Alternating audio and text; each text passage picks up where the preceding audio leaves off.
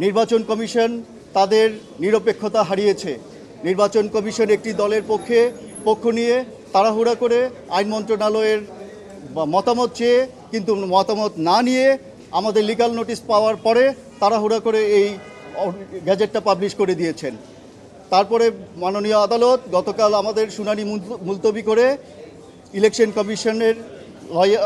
Election কমিশনকে ডেকেছেন। আজকে ইলেকশন কমিশনের লয়ার এসেছিলেন। ওনাদেরকে প্রথমে আদালত জিজ্ঞেস করেছেন যে আর্টিকেল 180 অফ দ্য কনস্টিটিউশনে আপনাদের যেই সাংবিধানিক দায়িত্ব, আপনাদের যেই ইম্পার্শিয়াল দায়িত্ব, নিরপেক্ষ দায়িত্ব, আপনারা সেটা ঠিকমতো পালন করছেন না কেন? এটা তো আমাদের একটা লিটমাস কেস। আপনারা সেই লিটমাস কেসে ব্যর্থ হচ্ছেন, তাহলে জাতির কাছে কি মেসেজ যাবে? আগামী নির্বাচন আপনারা কিভাবে করবেন?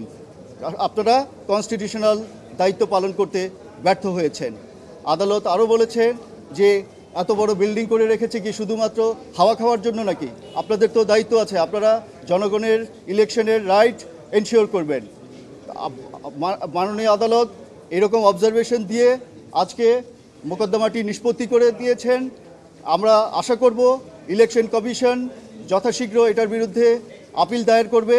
আর যদি ওনারা আপিল দায়ের করতে ব্যর্থ হয়, তাহলে আমরা আবার আইনগত ব্যবস্থা নিব ইনশাল্লাহ।